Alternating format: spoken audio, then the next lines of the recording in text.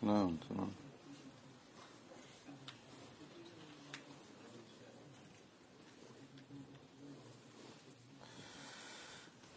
Alhamdulillahi Rabbil Alameen. As-Salatu was-Salam ala Sayyid al-Mursaleen, Nabiyyina Muhammad wa ala alihi wa sahbihi ajma'in. Ask Allah to make this another beneficial sitting where we are studying the Azkar of the final messenger, Khatam al-Nabiyyin, Muhammad sallallahu alayhi wa sallam, in an attempt to learn from his manners and his sayings and his statements and his actions and benefit our life and in our acts of worship. And what is strange is that if you look at this religion, and it's from the miracle of this religion, and some of the ulama have said that this is something that none of the ummahs have been given before us, is that our generation are still practicing this exactly the way the Prophet ﷺ did so when he practiced it. And the generation before us and the Imam from them, including Shaykh Abdul Aziz bin Baz, Muhammad al-Atheem, Shaykh al-Albani, they did exactly these things. And then the generation before that, we have the likes of Imam al-Sa'di, he did exactly these things. And then we have Shaykh al-Islam, Muhammad al-Wahhab, and then the generation before that, such as Imam Shawkani and Sana'ani. And then if you carry on going back, you will find Ibn Taymiyyah and al-Qayyim, all of them authoring and saying the exact same things. And the more we go back, we will find even the likes of Imam Ahmad and his students like Imam Bukhari and Abu Dawood, and then even going further back, his teachers like Imam Shafi, and then his teacher Imam Malik. And then the further we go back, we can trace it all the way back to the Prophet ﷺ. They did exactly the same things. These statements that we say have been said by millions, if not billions, of pious people. And it goes back to their Imam, who is the Imam in the dunya and who will be the Imam in the akhirah. I ask Allah that He gathers us with those pious people and He makes us of them, and He gives us the ability to benefit from them so that we can become better people and benefit ourselves. We stopped last time at Dua Dhihab al-Masjid, and now we are Dua Dukhul al-Masjid. Dua Dukhul al-Masjid. So this is chapter 13, the Dua, the supplication said when entering the Masjid. And the Shaykh here has brought 4 narrations together. One in Abu Dawood, where it's recommended for the person to enter the masjid to say A'udhu Billahi al-Atheem wa biwajhi al-Kareem wa sultanihi al-Qadeem min Shaytan Rajeem. That's one narration. Then there's another narration that he added, and that's been narrated by Ibn Sunni, and Imam al-Albani has made that Hasan also, where the person should say Bismillah was-salatu was-salam ala Rasulillah. And sending peace and blessings on the Prophet ﷺ here is another addition which has been narrated by Abu Dawood, and that is also made as Sahih by Shaykh al-Albani. And then the 4th narration which has been put together here in this whole sentence is Allahumma aftah li abwab rahmatik, and that's been narrated by Imam Muslim in his Sahih and others. There's a wording from Fatima radiallahu anha that the person should say Allahumma gfir li dhunubi waftah li abwab rahmatik. And some of the ulama have said that that narration is weak, and that's an addition that's found in Ibn Majah, which is an addition to what the Prophet ﷺ has been narrated to say in Sahih Muslim, where you say Allahumma aftah li abwab rahmatik. But the addition with Allahumma gfir li dhunubi waftah li abwab rahmatik has been made Sahih by others from the ulama, including Shaykh al-Albani. So inshallah there's no harm in a person saying this. So here in actuality we have 5 different narrations that Shaykh Sa'id has put here together in mentioning Dukhul al-Masjid and entering the Masjid. And one of these narrations says that if a person says this supplication for entering the Masjid, Shaytan says to himself about this person when he enters the Masjid that this person is safe from me for the rest of the day. أعوذ بالله al-Atheem. You seek refuge in Allah. Al-Atheem, al-Kareem, as-Sultan, al-Qadim, Shaytan Rajeem. You say this, Shaytan says to himself that for the whole day, this person, I cannot do anything. Why? And some of the ulama have said here, this dua is extremely powerful because we are supplicating by Allah's names and attributes and seeking a closeness to Him by them. And we've looked at the meaning of ta'awudh, which is when you say, A'udhu, I seek refuge in Allah. And we've taken the statements of different ulama. Perhaps the best of them is what Ibn al-Qayyim rahimahullah said, when you seek refuge in Allah, what you are seeking refuge in is a protection from something that you fear is going to harm you. That's one thing. But when you say A'udhu, you are actually asking for something, you are actually making dua at the same time, that once you see through this thing which you fear is going to harm you, at the other end, you will become better. And this is why it's been narrated that we should do this when we enter the bathroom. It's been narrated we should do this when we recite the Quran, so that Shaytan doesn't distract us and divert us from something which is going to be good for us, or he doesn't put us in something which is going to be harmful for us. And then when we have finished our engagement with that activity, we have come out in a better state. That's the meaning of A'udhu. I seek refuge in Allah. And we also looked at the meaning of the name Allah. The name of Allah is something that is worshipped with awe and love. And it stems from al-Ilah. A'udhu billah. Al-Atheem. And we recite al-Atheem many times in the Quran. And we see it appear in many different contexts, but what does it actually mean? And the ulama have said that al-Atheem has two aspects to it. And if we understand this well, this name alone, if not all the other names, should have a positive impact on the person who has Tawhid in the names and attributes of Allah.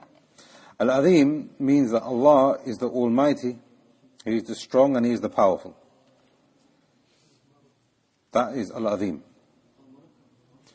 But al-Atheem also refers to a Lord that is respected, a Lord that is venerated, a Lord where its slaves and His subjects admit His power and His strength over them, and they praise Him because of that. وَمَنْ يُعَظِّمْ شَعَائِرَ اللَّهِ فَإِنَّهَا مِنْ تَقْوَى الْقُلُوبِ. يُعَظِّمْ at-Ta'zeem. The person who does that, he does it out of having taqwa for Allah. Al-Atheem. أعوذ بالله. Al-Atheem. وَبِوَجْهِهِ al-Kareem. And what we learn from this here is that Allah Jalla wa Ala, the Prophet ﷺ, is affirming here for Allah that He has a face in a manner that suits and befits His majesty. But the word wajh that comes in the Quran and the Sunnah has been used with different meanings. And now this is very important because some people will say that we don't actually believe in Allah having a face, and the wording of the face of Allah refers to something else. And we know this because Allah Jalla wa Ala uses face in different contexts, so therefore He doesn't actually have a face. So it's very important that we understand this from Ahl Sunnah and Ahl Sunnah point of view, that we understand this very, very well.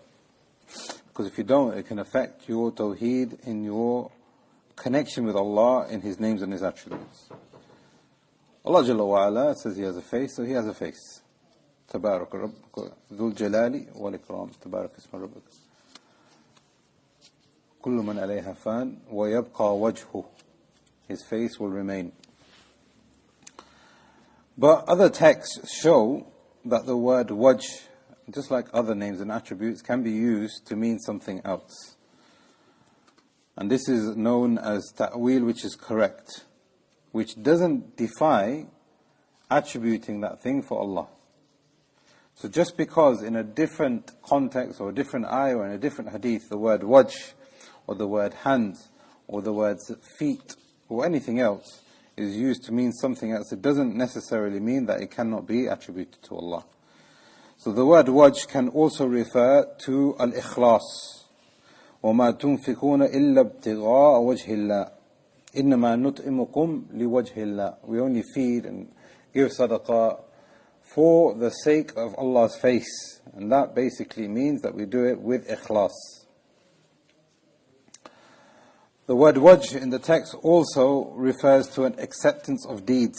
Allah says, وَلِلَّهِ الْمَشْرِقُ وَالْمَغْرِبُ فَأَيْنَمَا تُوَلُّوا فَثَمَّ وَجْهُ اللَّهِ. Any direction that you face in, you will find the face of Allah. You will find your salat being accepted with Allah. These are the different uses of the word wajh or face for Allah in the Quran and the Sunnah. But like we said, it doesn't necessarily mean that Allah doesn't have a face. Ahlul Sunnah believe that Allah's face is affirmed for Him, even if the word wajh has been used in different contexts. And it could also be argued that wajh refers to the greatest reward that a person will have when he enters Jannah, which is to see the face of Allah. So if a person was to say that I am only feeding the poor people for the face of Allah, yes, it means ikhlas, but it can also reaffirm what we were saying in the very beginning, which is that he is affirming for himself that Allah has a face, and he wants to see that face. And by doing those actions, that's how we will see the face of Allah. And had it been something which Allah Jalla wa Ala was not befitting, then it would not be permissible for a person to say those things. And this is well founded in the Sharia. Or the Prophet ﷺ, when he heard someone saying something which was disrespectful for Allah, he used to change it. This is plentiful if you look at Kitab al-Tawhid and other places. So the fact that Allah Jalla wa Ala has affirmed for him a face is that it means that he has a face in a manner that suits His Majesty. وَبِوَجْهِهِ al-Kareem. The meaning of al-Kareem. And the ulama have given the word al-Kareem at least 4 or maybe even more different meanings. Kareem refers to Allah's generosity. And this generosity can only be described for something who has a lot and then gives it away without seeking a return. This is the meaning of al-Kareem for Allah. So if you have a poor person and he has £10 in his pocket, and you ask that poor person, give that £10 to the masjid. And he thinks, okay, if I leave this £10, it's going to harm. He gives it anyway. He cannot be described as being Kareem here. Kareem is where the gifts are endless. And he continues to give it. And he's extremely rich. And he doesn't want anything else in return. He doesn't want you to do anything in return for him, except to obey him. But he doesn't want anything material in return. Al-Kareem. Al-Kareem, that's one definition of the word Kareem. Al-Kareem has also been defined by the ulama as the one, Jalla wa Ala, who protects his slaves from bad things from happening to them. And it's from his generosity, Al-Kareem, that we cannot see some of the unseen. And we are not exposed to our sworn enemy and his allies. And we are protected day and night from things that could harm us. So Al-Kareem refers to a protection from things which are bad. And Al-Kareem in this context also refers to a covering of errors. A covering of errors. So it's from his generosity that our weaknesses and our negligence and our sins are not exposed to other people. And this is from Allah's generosity. He is Al-Kareem. He is Al-Kareem, He is the one who is generous. And this is another principle that we learn from the names and attributes of Allah, is that He is the one, if you affirm something for Him, He is the one who can give you that thing also, for you, for yourself. You affirm for Him that He is generous. So if you want generosity to be a characteristic for yourself, a personal trait, then He is the one who allows His slaves to become generous. So this is the third meaning with Ahlul Sunnah, is that Al-Kareem refers to the one who gives generosity, the one who gives honor, the one who gives nobility to his slaves. And another meaning from the ulama is that al-Kareem refers to something which is uncomparable. He is absolutely unique in his names and his attributes. So one of the very first ayat, or the first ayah that was revealed, was Iqra. And Allah says within that context, Iqra wa rabbukal akram. Read, and your Lord is akram, which is similar to the meaning of the word al-Kareem here. Read, and your Lord is generous. Read, and your Lord will teach you. Read, and your Lord will give you the religion, and He'll give you Tawhid and Iman, and He'll make you upright. But also, read, and He will protect you from those errors, and He will protect you from shirk, and He will give you nobility. But from the Mufassirun, Allah Jalla wa Ala has said here, Iqra wa rabbukal akram, read, because your Lord is not like the idols that they worship. You cannot compare Allah to anything that is taken as a deity besides Him. So these are the four meanings of al-Kareem. A'udhu billahi al-Atheem. I seek refuge in Allah, who is al-Atheem, the strong and the mighty, who is able to create me. And I'm entering His masjid, seeking His face, al-Kareem, the one who gives and the one who protects and the one we worship alone. What are some of the effects of a person who believes and has firm iman in the face of Allah as a name and attribute for Him in a manner that befits His majesty? What are some of the effects and the virtues that you can gain out of believing that Allah is al-Kareem? The ulama have listed them extensively, and to save time, I don't think we'll be able to go through all of them, but from the most important ones is that when you realize that your Lord Jalla wa Ala has a noble face, and looking at that face is uncomparable to any kind of reward that a person can ever imagine. And that same Lord is the Lord who is generous, and He wants to protect you, and He wants to overlook your errors, and He wants you to be successful. Is that this creates a love for that Master. It creates creates a love for your Lord. Your Master is the one who created you, and after He created you, He continued to sustain you. He didn't let you fade away. We could have all been miscarried. Could have all just not existed. But He created you, and He preserved you, and He gave you bones, and He gave you everything that you needed.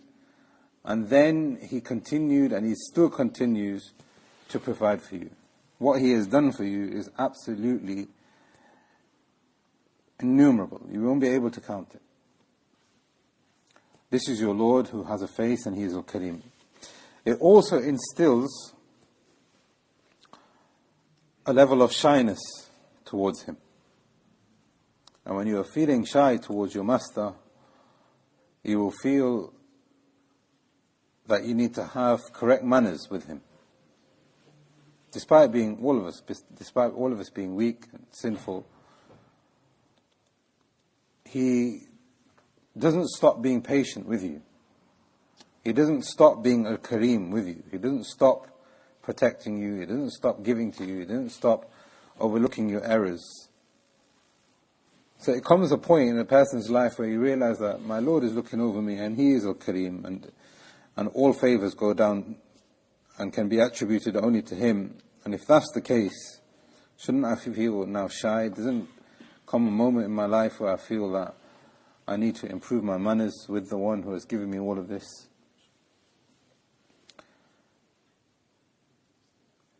It's not conceivable that if a person treats you nicely, opens the door for you, for example, and then you swear back at him,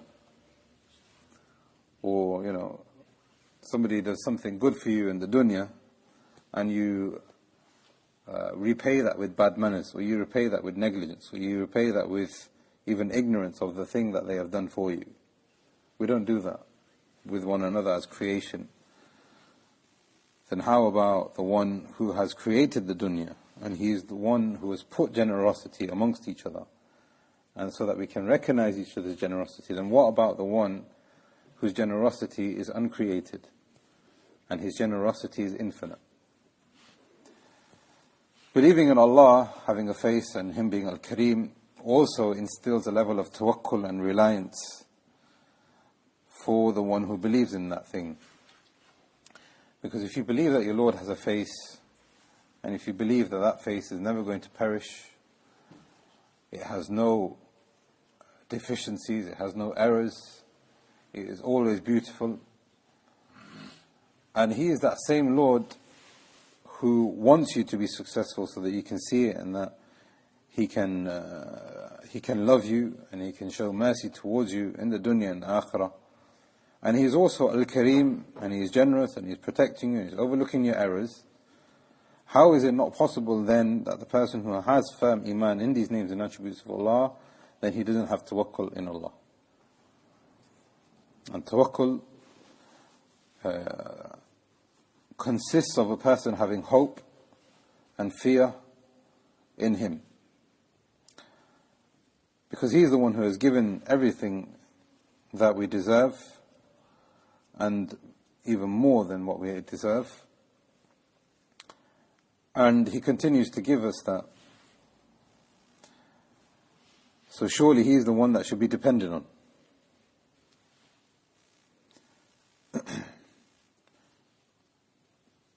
And the last point I want to mention here in believing the names and attributes of Allah, and specifically His face and Him being al-Kareem Jalla wa Ala, is that a person then will not see himself, attach himself to the creation of Allah.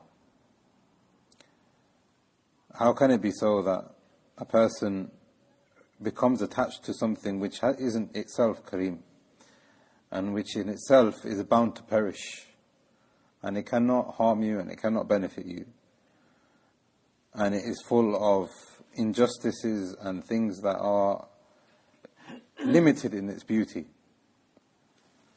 When you realize that your Lord, with Him is all dignity and majesty and splendor, and all beauty goes back to Him, and all generosity and love and protection goes back to Him, then we will realize that this dunya has not been created, and we will not be placed here so that we live whilst being attached to this dunya. وَسُلْطَانِهِ الْقَدِيمِ. And some of the ulama have said here that Sultan is not a name or attribute of Allah. It's a description of Allah, so maybe you can say it's an attribute. But the meaning of Sultan is similar to al-Atheem, where we are talking about His strength and His might and His power.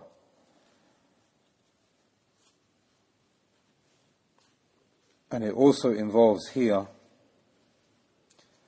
that. So then why does a person say al-Atheem and Sultan? Why does a person testify to Allah's strength? And some of the ulama here have said that when a person affirms these things for Allah Jalla wa Ala, then what they are doing is they are saying that our Lord has created us and He has left no doubt in it. The signs are plentiful and there is no doubt in it. And there is no weakness in the proof that He has given us, and there is no contradiction in it.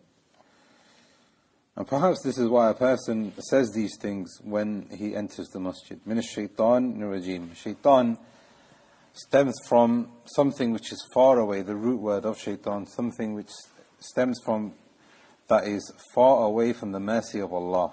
Shaytan is called Shaytan, his actual name is Iblis, but he is called Shaytan because that thing is far away from the mercy of Allah. So if you understand that, then it's possible that the shayateen can be men, and it can be jinn, and it can be humans. Anyone who is far away from the mercy of Allah, then these can be referred to as shayateen. And what we're talking about, the mercy of Allah, is where they are not obedient, and they have this urge and this objective of spreading and being disobedient in themselves, and spreading that level of disobedience. And that is what we're referring to in them being far away from Allah and His mercy. Rajeem, what does Rajeem mean? Rajeem means something which is rejected, something which is accursed. And a person says this because they are asking then next to say, "Oh Allah, I seek refuge in You because You are the Mighty. Your signs are clear. There is no weakness in your religion. There is no doubt with what you have sent me with. I am seeking your face because you are the most generous. Protect me from that evil, accursed one who wants me not to enter this masjid. You enter and then you say, Allahumma aftah li abwab rahmatik. Oh Allah, open and shower the mercy that you can possibly give to me in this position or this act of worship that I am about to do. And this clearly shows to us that all assistance in worshipping Allah Jalla wa Ala can only come from Him. إِيَّاكَ نَعْبُدُ, you alone we worship. And we need your assistance, Ya Allah, وَإِيَّاكَ نَسْتَعِينُ, to worship you. We can't worship you because I want to worship you. It's not possible. It's not possible that you establish 5 times prayer and you have Tawhid and you have Iman because you want to do that thing. You need Allah's assistance. Explain about al-Kareem as Jazakallah khairan. Al-Qadim refers to, you see, this is another thing that some of the ulama have said, that it's not a name of Allah, because the name of Allah is Al-Awwal, and Al-Awwal refers to Allah being the first one. He was there before anything ever existed, and He is Al-Akhir, and He will always be there even after nothing exists, because the dunya and everything within it is going to perish, completely destroyed, and He will resurrect it and recreate it in a manner which befits His majesty. So Al-Qadim is not a name of Allah, but Al-Qadim refers to Al-Awwal also, that His Sultan, that His authority and His might and His strength is infinite. Sultan al-Kareem, Shaytan Rajeem, Allahumma aftah li abwab rahmatik. And the reason why we are doing this, again, we are seeking Allah's assistance, because there are so many people that want to come to this house of Allah, but yet they remain uninvited. What is the invitation that you need to enter the house of Allah? His assistance. And being protected from the Shaytan and Rajeem. And seeking His face. You need this mindset. It's something that you need to have inside of you. Nobody's going to come to the masjid if they're not seeking Allah's face. Nobody's going to come to the masjid if they don't actually believe that Allah is al-Kareem. He's going to answer my prayers and He's going to reward me for my efforts. And unfortunate is the situation of some Muslims. They only come to the masjid once a week, maybe once a fortnight, because of the lack of the names and attributes affecting their lives of Allah Jalla wa Ala.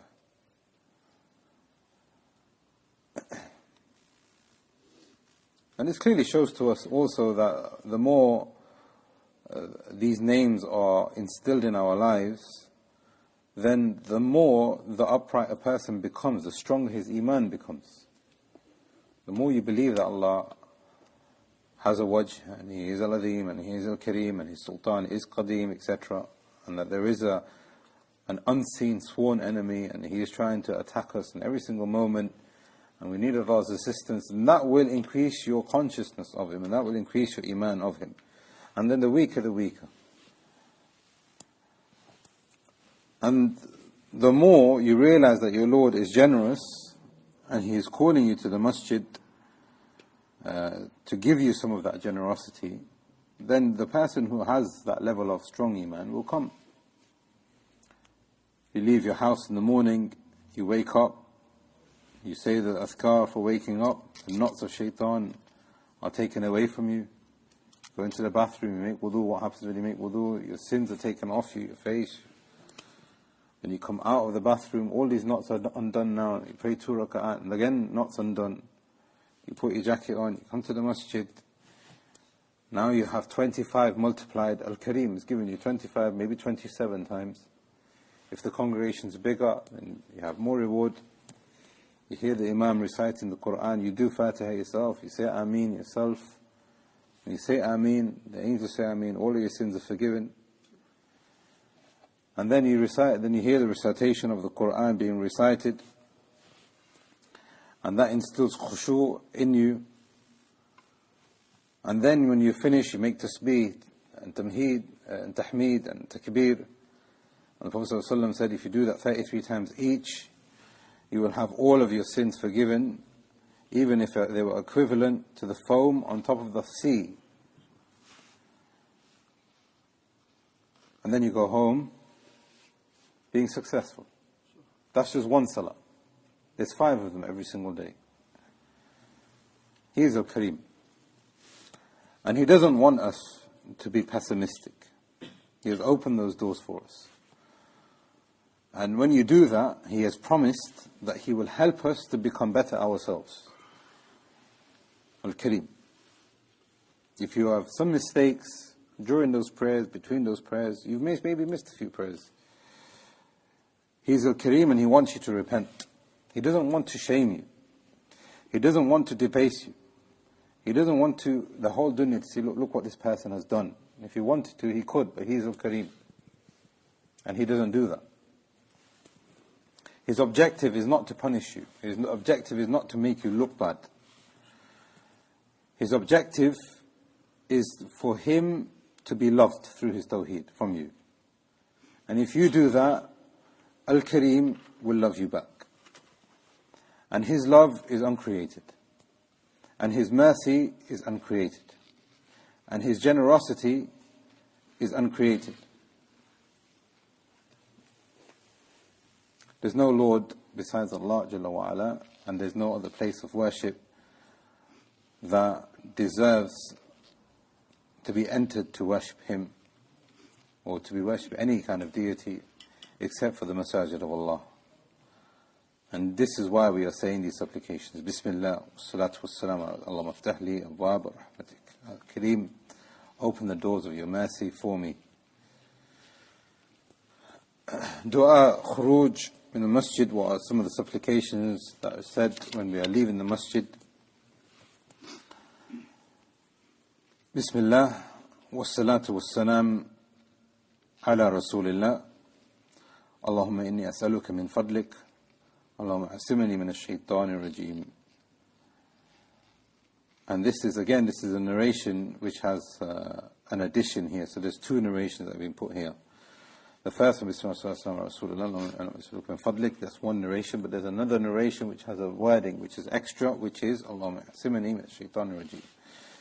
And again, some of the ulama have said that addition is weak, even though Shaykh al-Albani and obviously the author himself has gone with it being sahih. Bismillah, again, in the name of Allah. And when we are seeking Allah's assistance, we say Bismillah. When we are seeking Allah's blessings, we say Bismillah. So when we are leaving the masjid, again we say Bismillah, because now we are leaving the area where we have sought Allah's generosity, and we have sought Allah's mercy, and we have sought to get closer to Allah. Now we are going back into the fitna. So we are saying Bismillah, wassalatu wassalam ala rasulillah. And some of the ulama have said the reason why we are seeking and sending Salat Salam on the Prophet ﷺ here when entering and when leaving is because our acts of worship are bound by sending, acts of worship being accepted are bound by sending Salat Salam on the Prophet ﷺ. So when the Prophet ﷺ actually saw a man making dua, and he made dua, and he made dua, and he didn't send peace and blessings upon the Prophet ﷺ, the Prophet ﷺ said that this man is hasty. And there's a narration where the Prophet ﷺ said that when you make dua, your dua goes up and it remains suspended until you send peace and blessings upon the Prophet ﷺ. And then when you do that, it can ascend. So from this we learn, is from the adab, is that we should send peace and blessings upon the Prophet ﷺ in order for our dua to be accepted. Bismillah, wassalatu wassalam. But what does it mean, salat? Salat refers to blessings. I believe that it's been translated as commonly. We will talk about this in detail when we're talking about the Azkar for Salat, but what Salat means refers to mercy. O Allah, have mercy on Muhammad sallallahu alayhi wa sallam. Wassalam. And salam often refers to blessings, or not blessings, peace, thank you, peace. But what this means is, yes, it does mean peace, but what it actually refers to, O Allah, we are supplicating here now, O Allah, protect Muhammad sallallahu alayhi wa sallam. Protect him physically and protect his message. So when we are saying sallallahu alayhi wa sallam, salat and salam, we're saying, oh Allah, have mercy on this man. Oh no, Allah, protect him and his religion. Ala Rasulillah, upon the Prophet sallallahu alayhi wa sallam. Allahumma inni as'aluka min fadlik. Oh Allah, I ask you from your virtues. And the ulama, when explaining this hadith, have said virtues are of three possible meanings. Number one is blessings. So when you're saying, Allahumma inni as'aluka min fadlik, oh Allah, I'm leaving the masjid, going back into the dunya, I'm asking for you to bless me once I go. And what we're talking about blessing is that you have an increased level of virtue, an increased level of goodness come to you.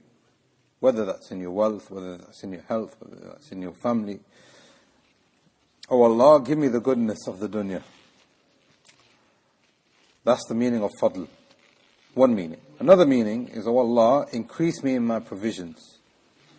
Oh Allah, increase me in my provisions. And another meaning is, Allah, protect me. Oh Allah, protect me. And general qaida, principle in this is that when the ulama have differed, and one alim says, no, it means this, another alim says, no, it means that, if all of those meanings can be accepted, then it is possible to say that all of them are correct in its way. All of them are correct in its way. So there's no contradiction here. Virtue means an increase in blessings. Virtue here means an increase in provision and an increase in protection. at-Teebi from the ulama have said, the reason why we make this supplication, why it's been legislated, and the hikmah behind it, is that when we are entering to the masjid, we are entering a place of mercy. Therefore, this masjid and the houses of Allah are places where there is mercy. They are the best places in the land.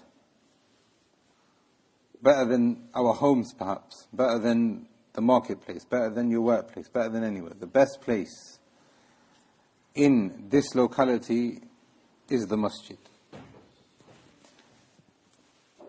And when you are outside of the masjid, there is no such promise of you receiving that mercy, but what we need to do when you are outside of the masjid is to seek these things that we've just mentioned.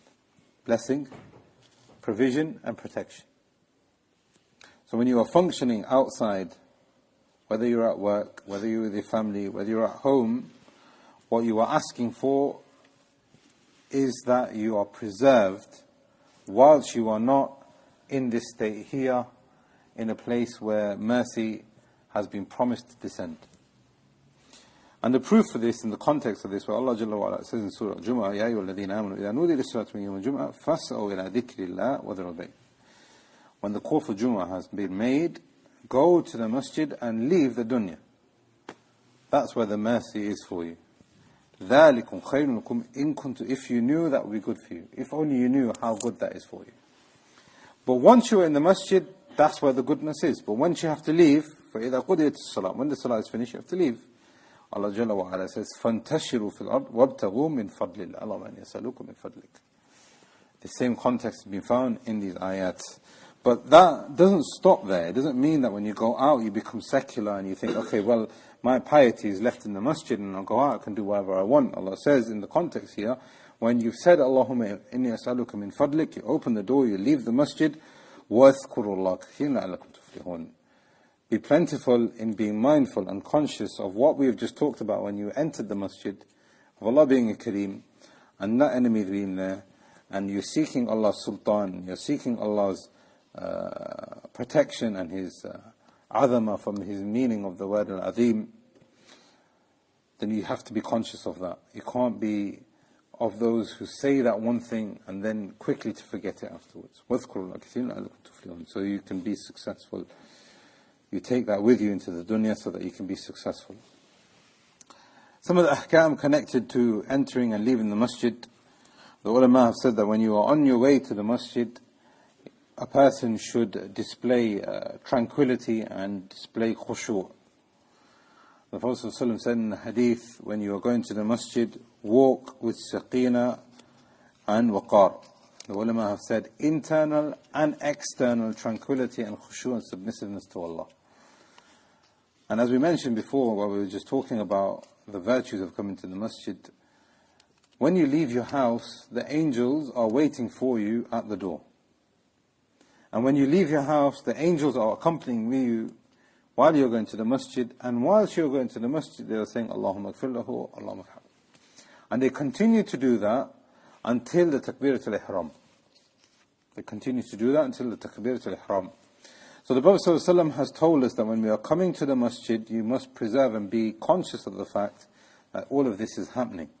Be tranquil and display khushu' when you are coming to the masjid. And unfortunately, I've been with people in the same car, we're traveling a long distance to go to a dars. I remember one occasion, we were going to Sheikh Salih Fawzan's dars. And when we lived in Riyadh, it was a long distance journey. It's like London, for example. It would take about 2 hours with the traffic, etc., to get to the Sheikh's masjid, even though we're living in the same city.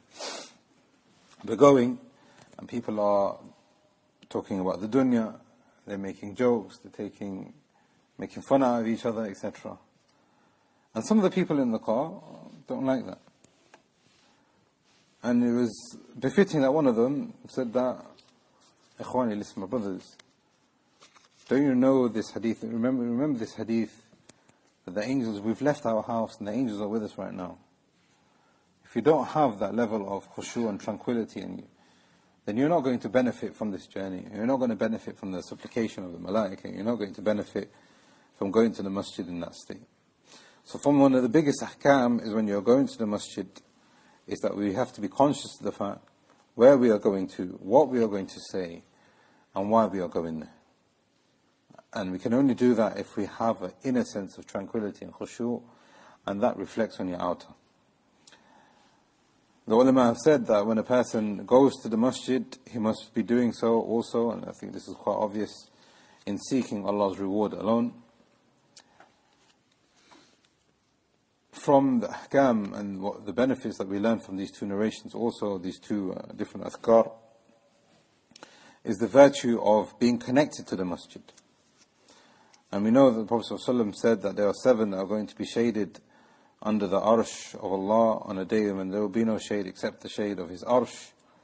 And one of those people that He mentioned was a person who is connected to the masjid. So if you look at that person, Yawm al-Qiyamah, the one who is going to be saved, he is a person who has memorized this. He is a person, every single day he said this. And he had this in his head. When is the next time I can enter the masjid so I can say this again? When is the next time I can be connected to the masjid? And look at the success that Allah will give such a person. From the ahkam that we learn from entering the masjid is that we enter with the right foot and we leave with the left foot. We enter with the right foot and we leave with the left foot. Does this, now the supplication here and the title that the Shaykh has given here is Dukhul al-Masjid and Khuruj min al-Masjid. Does that include the Musalla? Now this is a question that we need to ask ourselves. What's the difference between a masjid and a Musalla? And there are many Musalliyat everywhere in the dunya. Saudi Arabia is not any different. People pray in the park, for example. And that would be deemed as a Musalla. What is a masjid? What is a Musalla? A masjid is something which is built for the purpose of the 5 daily prayers to be established there. It doesn't necessarily mean Jumu'ah, because then this would be a jami', which is slightly bigger or has a different function to being a normal masjid. But a masjid is a place where the 5 daily prayers are going to be established. And it's an actual building which is owned by the Muslimin, and it is being built or designated for that purpose.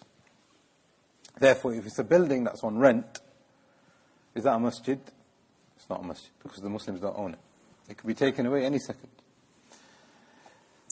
So there's the difference between a musalla and a masjid. Musalla also, it might not necessarily be a building.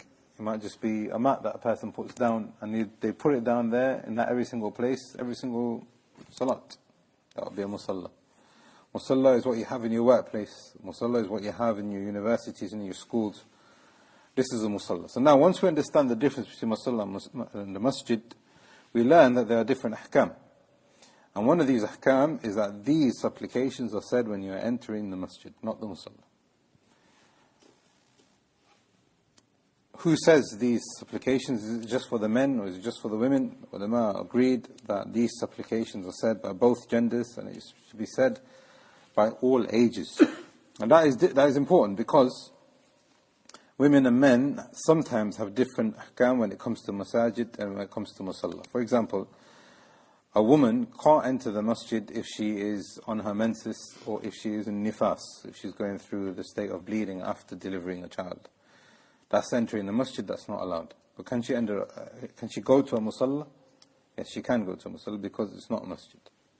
As long as she's preserving,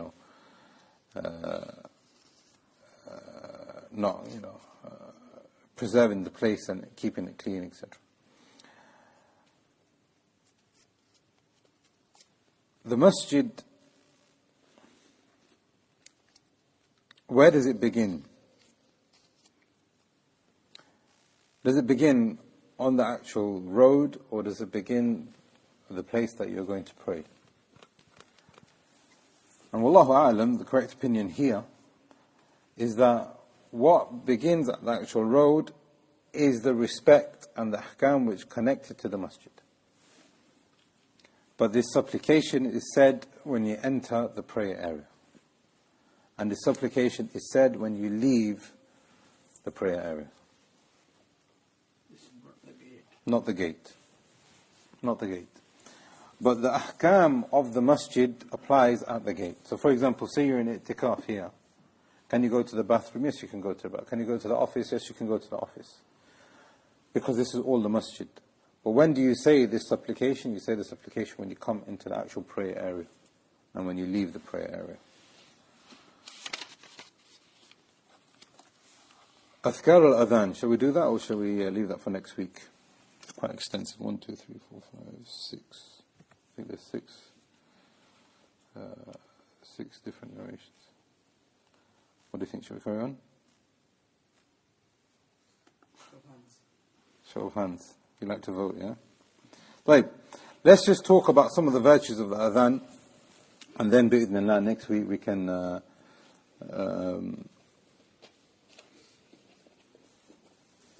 actually we leave it there. We'll talk about the virtues and we'll talk about the supplications of adhan next week. Ask Allah to make this beneficial for us all and give us the ability to act upon what we have heard in the best way and make us of those who have a strength and a hisn and a fortress in our daily lives, in our homes, in our practices, in our statements.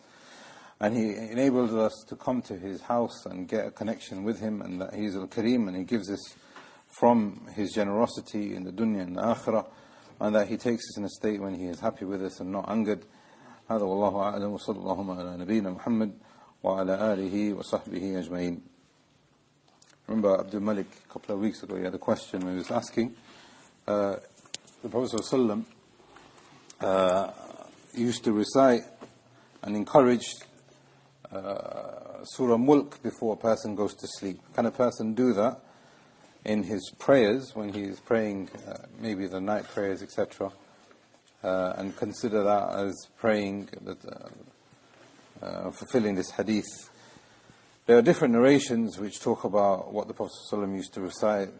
Mulk is one of them, Zumar is another one, Sajda is another one. And when I went home, I remembered that Shaykh Salih al-Haydan was asked a very similar question. He was asked that when I'm praying my rawatib, so for example the Fajr and typically the Isha, can I make that loud and can I make that extensive? Can I make it loud, extensive? And he said that it's not from the guidance of the Prophet ﷺ to make the rawatib lengthy. He didn't do that. Especially the Fajr one, for example. That's number one. And the rawatib, it's not been narrated, the Prophet ﷺ did it aloud either. So what we need to do is follow the Prophet ﷺ's guidance in the way that he practiced it. That's number one. And that made me remember that hadith, that fatwa from the Shaykh and that benefit. And it kind of made me remember also is that the Prophet ﷺ used to recite this surah and these surahs before he used to go to sleep. But it's not been narrated that he used to do that in the prayer. Therefore, if the person is doing the rawatib, then I would say don't do it in your rawatib. But can he do it in his nafil prayer? Now, again, the Prophet ﷺ didn't do it as part of his qiyam al-layl. Therefore, you shouldn't do it. But we wouldn't say that it becomes an innovation if a person does it once, or once a month, or once every now and then, and that's fine. And inshallah, it's included in that.